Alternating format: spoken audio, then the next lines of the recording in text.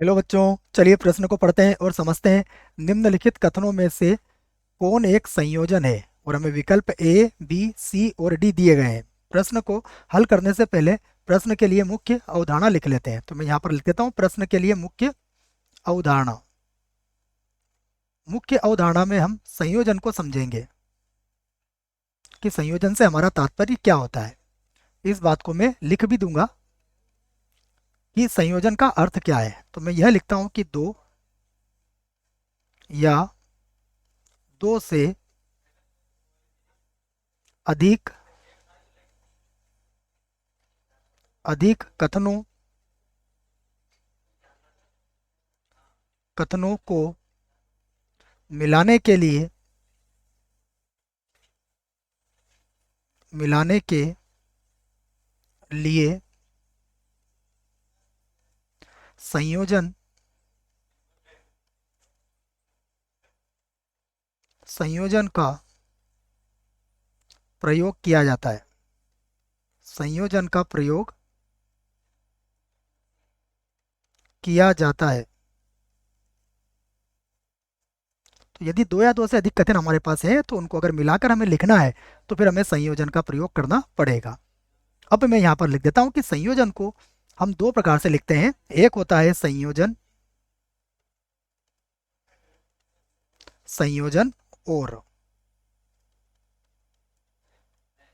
संयोजन और दूसरा होता है संयोजन संयोजन या। तो संयोजन दो प्रकार के होते हैं, या तो हम दो कथनों को या लगा के जोड़ेंगे या फिर और लगा के उनको आपस में मिलाकर लिखा जाएगा। अब हम प्रश्न को देखते हैं। हमारा जो पहला विकल्प है वो क्या है, देखिए।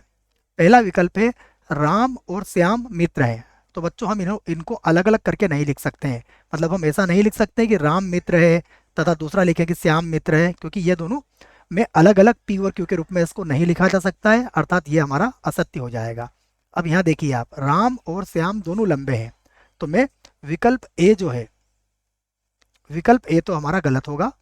विकल्प बी की मैं बात कर रहा हूँ। देखो विकल्प बी को हम क्या कर सकते हैं, विकल्प बी को हम इस प्रकार से लिख सकते हैं कि यदि मैं इसको अलग अलग करूं तो मैं लिख सकता हूं पी, और पी को मैं लिख सकता हूं, हम लिखेंगे राम लंबा है, लंबा है।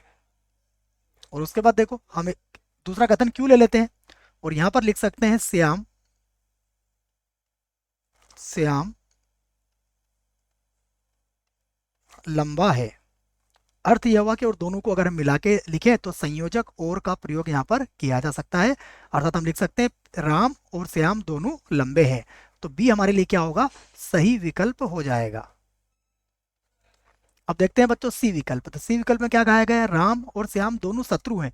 तो हम इसको पी और क्यू के रूप में नहीं लिख सकते, क्योंकि अगर हम लिखेंगे राम शत्रु है तो राम किसका शत्रु है, और हम लिखेंगे श्याम शत्रु है तो श्याम किसका शत्रु है। अर्थात पी और क्यू के रूप में इसको अलग अलग करके हम नहीं लिख सकेंगे, अर्थात यहाँ पर संयोजन का प्रयोग नहीं हुआ है। और विकल्प डी अभी हमारा गलत होगा। तो हमारा विकल्प बी बिल्कुल सही विकल्प है। आशा करता हूँ बच्चों आपको इस प्रश्न का उत्तर समझ में आया होगा। धन्यवाद।